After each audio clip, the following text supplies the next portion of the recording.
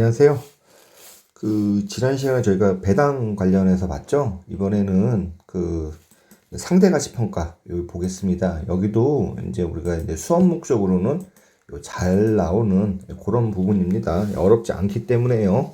자, 볼까요? 네, 대표적으로 이제 퍼라는 걸 써요. 우리가 이제 퍼라고도 읽고, 뭐 어떤 데서는 이걸 PE라고도 이렇게 읽죠.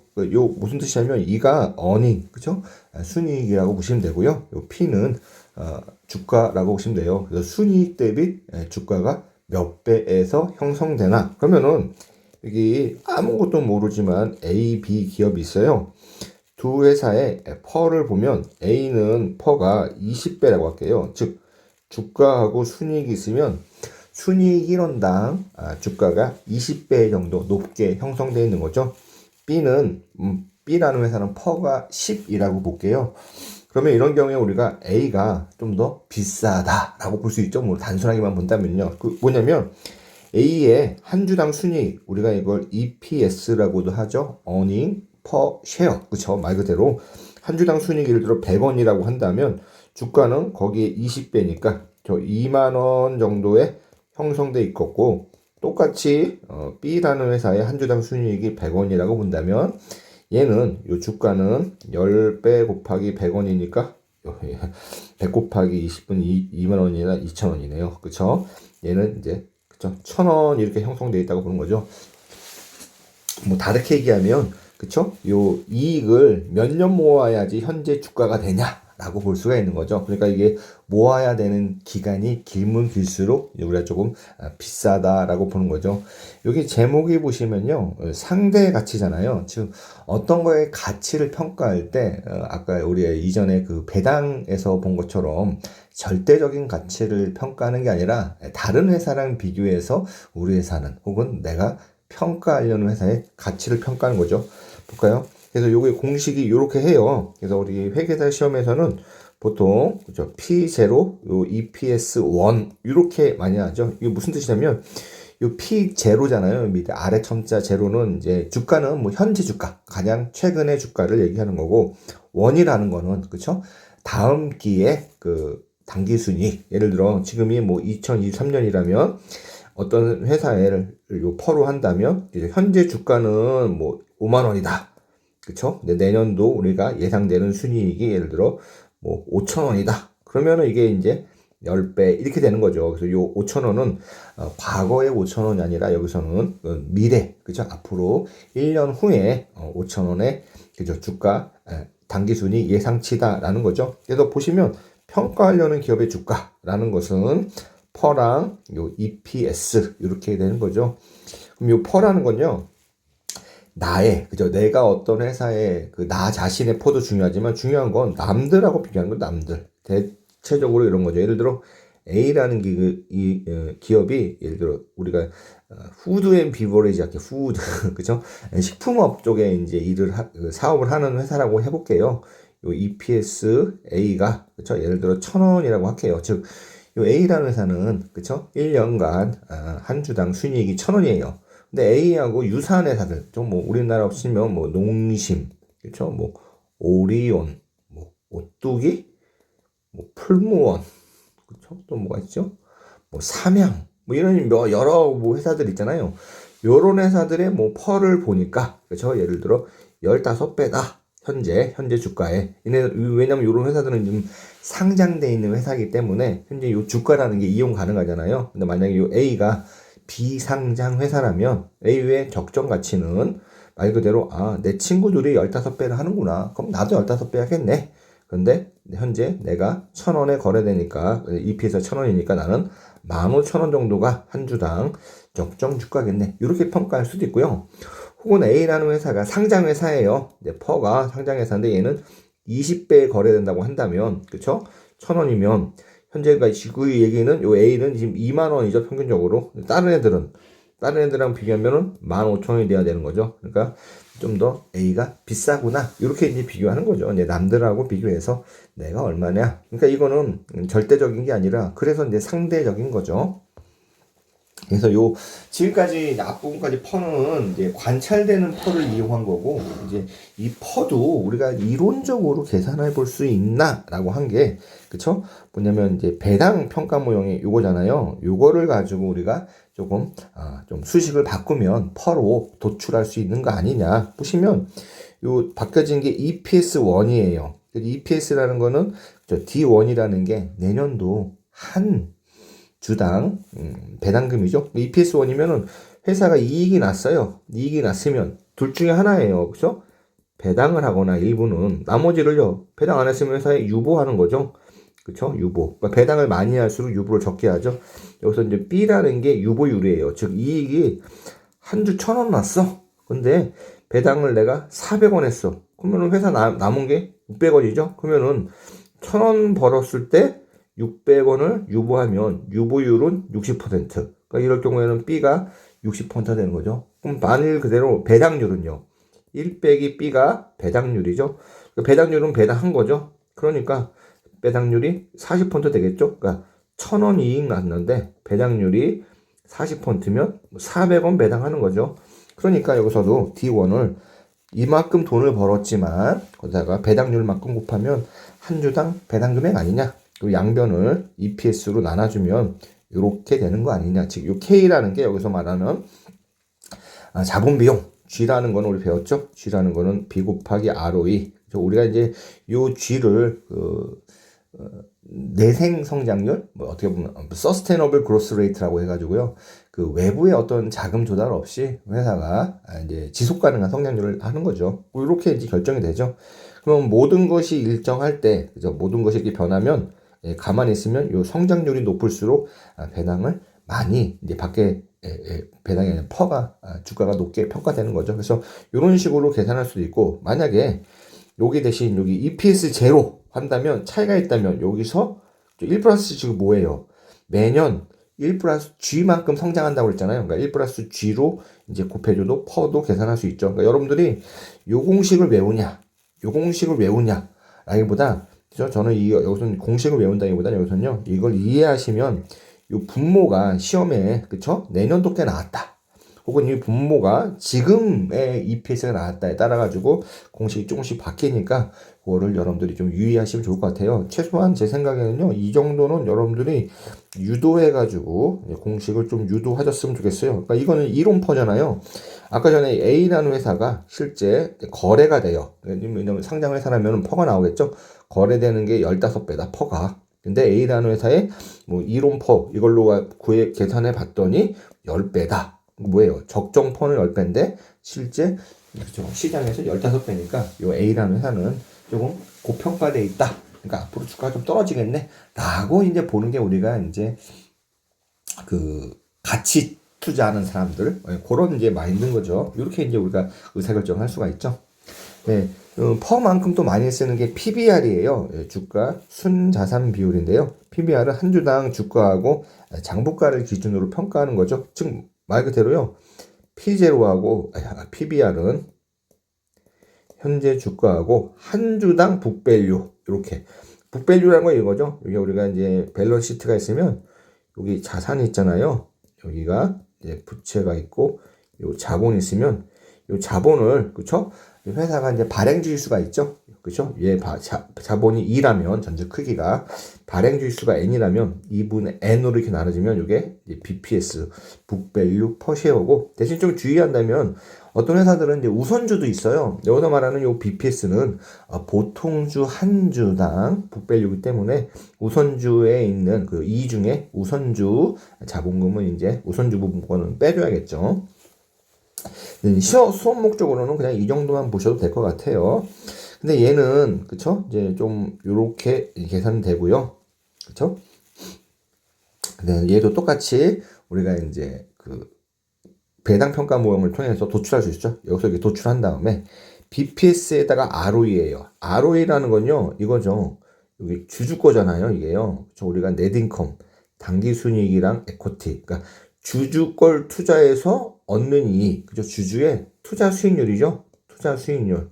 누구 거냐? 주주의 투자 수익률이죠. 왜냐면 요 당기순이익은 오롯이 주주한테 기속되는 거죠. 우리 잠깐 또 볼까요? 세일즈. 뭐 레버뉴라고도 하죠. 매출액이 나왔어요. 그렇게 해서 뭐 코스를 빼면 처음에 뭐가 나와요? 영업이익이 나오죠. 영업이익에 대해서 우리가 이제 소유권을 주장할 수 있는 사람들이, 그죠? 채권자. 그죠? 두 번째는 이제 정부 세금 내라고 하니까요. 세 번째는 주주죠. 왜냐면 우리가 세금을 항상, 그죠? 고려해야 되는 게, 뭐 옛날에 이런 말 있잖아요. 뭐 죽음하고 세금은 피할 수 없다. 뭐 그런 거요.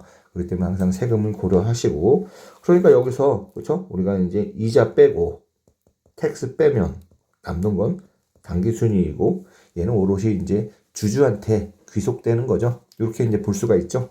그렇기 때문에 요 ROE니까 회사의 북밸류잖아요. 요 투자한 게, 그죠? 증가되는 속도죠. ROE가. 이렇게 이제 계산할 수 있죠. 왜냐면은, 그죠? 이렇게 BPS1에다가 ROE 하면요. 그죠? 그래서 BPS1 나누면은, 우리가 이제 똑같이 하면 요게 요만큼이 퍼였잖아요. 아까 퍼에다가 ROE. 그래서 ROE 곱하기 퍼는 우리가 PBR이 되는구나 라는 거죠. 그래서 모든 변수가 일정할 때 ROE가 올라가면 PBR이 높다라고 볼 수 있는 거죠. 똑같이 밑에 분모가 1이 아니라 요 제로라면, 그쵸? EPS 제로에다가 1-P 똑같이 가죠. 요 앞거랑 차이가 있으면 여기다가, 그쵸? 요 BPS 이게 제로잖아요. 앞에는 BPS 1이었잖아요. 제로니까 1 플러스 G만큼 성장했겠죠? 나눠주면 요렇게 바뀌겠죠? 요렇게. 그쵸? 그쵸? 요렇게 바뀌겠죠? 그래서 이렇게 계산해 보면은 결과적으로 요렇게 나오죠. 요게 per ROE. 여러분들이 이것도요, 암기하시는 것보다는요, 도출은 하실 수 있는 게 좋을 것 같아요. 자, 기왕 본 김에 우리 ROA, ROE 뭐 이런 얘기 할게요. ROA는 이런 거죠. 총 자산에 대한 투자 수익이죠. 요 자산이 있으면 여기가 이제 채권자, 부채, 쉽게 말하면 주주죠. 주주하고 채권자가 돈을 투자해서 얻게 되는 자산으로 벌은 이익인 거죠. 단기 순이익. 그러니까 어떻게 보면은, 그렇죠? 전체 채권자와 주주의 투자 수익률을 얘기할 수도 있는 거죠. 이거를 좀 쪼개보면 이렇게 쪼갤 수 있죠. 왜? 매출액끼리 없어지면 총자산은 단기 순이익이죠. 근데 매출액이랑 단기 순이익은, 그렇죠? 단기 순이익률 혹은 뭐 매출액 순이익률 이렇게 얘기를 하죠. 그러니까 얼마나 돈을 잘 버냐. 이게 바로 수익성의 매칭이 되고, 매출액을 총자산으로 나눈 거는, 그죠? 얼마나 효율성 있냐, 얼마나 회전을 잘하냐 자산이, 총자산 회전율. 회전율이라는 거 이렇게 보시면 돼요. 어떤 뭐 맥도날드가 매장이 조그매요. 예를 들어 여기가 뭐 10m짜리, 10m짜리. 근데 뭐 여기 보면은, 그쵸? 100제곱미터잖아요. 한 사람이 뭐 예를 들어 3.3제곱미터 한다면 여기에 들어갈 수 있는 사람이 30명이 들어가요. 그죠? 근데 30명이 5분에 한 번씩 다 교체되는 거예요. 엄청나게 그러면은 좁지만 매출이 나오겠죠? 근데 이 30명이 한 번 오면은 1시간씩 있는 거예요. 매출액이 잘 안 되겠죠? 회전율이 높다는 건요, 이만큼 자산이 얼마나 매출액을 혹은 이익을 창출하는 데서 많이 사용되느냐, 이걸 얘기하는 거예요. 그러니까 이 회전율이라는 거는 다른 말로 이 효율성의 개념인 거죠. 그래서 수익성이나 효율성 둘 중에 하나만 높이더라도 이 ROA는 증가할 수 있죠. 자, ROE도 볼게요. ROE는 이제 단기 순이익으로 순자산 가액인데, 순자산이, 그쵸, 자본 총액, 요 주주 총액인 거죠. 그러니까 얘도 똑같이 한다면 매출액 나눠지고 이렇게 하면은, 그쵸, 자기 자본 단기 순이익 이렇게 나눠지잖아요. 요렇게 이제 브레이크다운 했는데, 요거 똑같아요. 단기 순이익률, 매출액 순이익률 이렇게도 하죠. 얘는 총자산 회전율. 얘는 왜 1 플러스 부채 비율이냐? 총자산하고 자기 자본 볼게요. 총자산이 이거죠. 총자산은 다른 말로 하면 채권자를 D라고 그러고 주주를 E라고 할게요. 그러면 얘를 본다면 총자산은 D 더하기 2죠. 자기 자본은요, 2죠. 그럼 얘는 어떻게 돼요? 2분의 D 더하기 2분의 2. 그쵸? 얘는 얼마죠? 1이죠? 1 더하기 D분의 2. 이게 뭐예요? 채권자하고 주주. 여기가 부채, 자본. 이게 뭐죠? 이렇게 나눠주면 이게 바로 부채 비율이죠. 그래서 얼마나 남의 돈을 많이 쓰고 있느냐를 보죠. 그래서 이렇게 1 플러스 부채 비율로 나눠지니까 아까 수익성, 효율성, 여기까지는 ROA였어요. 요 레버리지, 요 남의 돈을 효과적으로 잘 쓰고 있으면 ROE가 올라가겠죠. 그래서 이거는 수익성하고 효율성, 요 부분들이 ROA잖아요. 그래서 ROA 곱하기 1 플러스 부채 비율, 이렇게도 쓰죠. 그래서 ROA하고 ROE가 왔다 갔다 하는 것도 여러분들이 이걸 알고 있어야 돼요. 이거는 이제 예를 들어 뭐 공기업이나 그렇죠? 이런 쪽에 이제 시험 보신 분다면 이런 거 좀 단골 주제로 볼 수 있어요. 이게 좀 쉬우면서 좀 유용하니까요. 요건 용어는 하나 알아주시면 좋을 것 같아요. 토빈의 Q라고 해요. 이 Q가 아니라 Q인데, 그쵸? 토빈의 Q는 뭐냐면 어떤 회사의 시가총액과 그 자산의 대체 원가. 만약에 이 자산을 제대로 운영했으면 토빈의 Q는 1이 되겠죠? 그 자산의 시가랑 지금 대체 원가 뭐냐면 이 자산을 내가 지금 구입한다면 이러면 이게 1이 돼야겠죠? 1이 적정한데 1보다 크면요. 자산의 원가보다 회사의 영업이 좋아가지고 그 자산의 가치가 더 많이 나오는 거죠. 그러면은 이제 운영에 있어서 효율성이 있는 거고, 반대로 1보다 작으면 오히려 원가보다도 회사 운영을 못하기 때문에 이거는 잘 못하는 거죠. 이럴 때는 뭐죠? 경영자가 바보다. 바보다. 그죠? 제대로 운영 못한다. 그럼 뭐 해야 돼요? 경영자가 바보니까. 경영자 교체가 돼야겠죠. 근데 경영자 같은 경우 임기가 있어요. 그러니까 마음대로 교체할 수 없어요. 그렇죠? 그다음에 기존 경영자가 주주 있으면 안 되기 때문에 이때는 이제 적대적 M&A라고 해서 그렇죠? 어떤 우리가 뭐 예를 들어 뭐 나쁜 의미로 하면 기업 사냥꾼 그러잖아요. 그런 데들이 이 회사를 그렇죠? 인수해 가지고 경영자만 제대로 산 사람으로 교체하면 주가가 올라가겠죠. 그래서 이 적대적 M&A의 타겟이 되는 거죠. 왜냐하면 실제보다 저평가돼 있고 저평가돼 있기 때문에 자금을 좀 적게 투자해가지고 내가 운영할 수 있으니까 적게 투자해서 인수할 수 있으니까 그렇죠? 그러니까 적대적 M&A의 쉬운 타겟이 되겠죠. 그래서 주가가 저평가되어 있다. 1보다 작을 때 그래서 M&A 표적이 되기 쉽다라는 거예요. 자 이렇게 이제 볼 수가 있죠. 네, PSR도 나오는데요. 얘는 수업 목적으로는 잘 안 나와요. PSR 같은 경우에는 말 그대로 P제라고 하면 세일즈예요. 그러면은 차이가 뭐냐?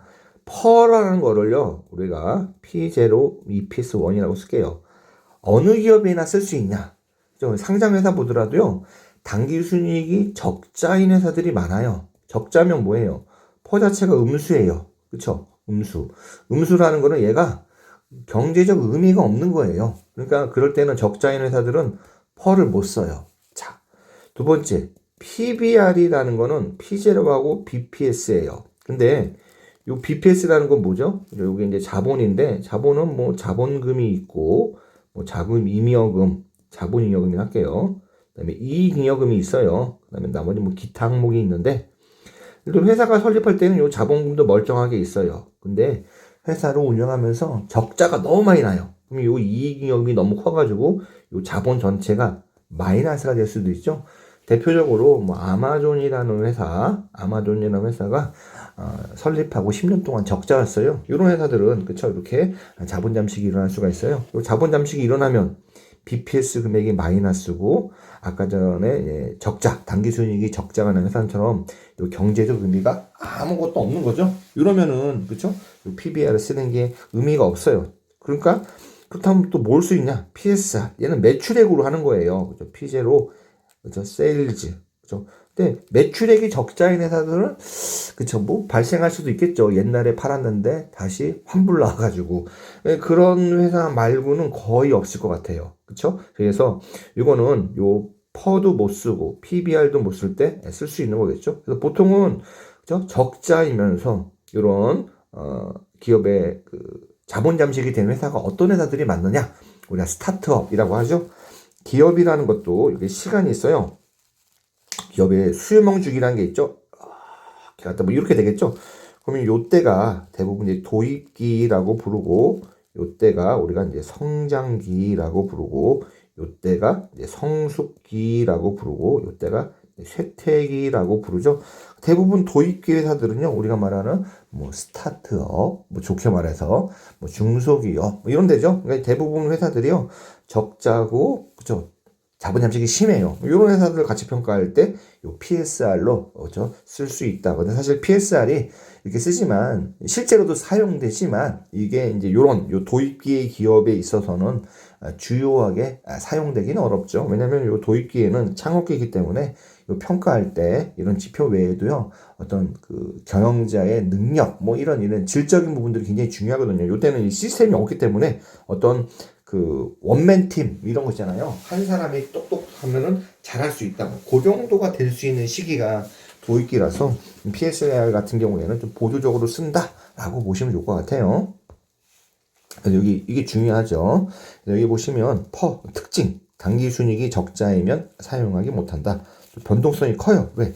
주가는 제일 많이 떨어져도 영원히 안 돼요. 0. 그쵸? 제로가 안 되는데 EPS는 적자가 돼요. 음수양수. 그러니까 이 변동폭이 엄청 커요. 얘가 변동폭이 이 정도고 얘는 변동폭이 이 정도고 얘는 변동폭이 이 정도고 이런 식으로 가는 거죠. 그 다음에 요 밑에 분모에 있는 게 단기 순이익이잖아요.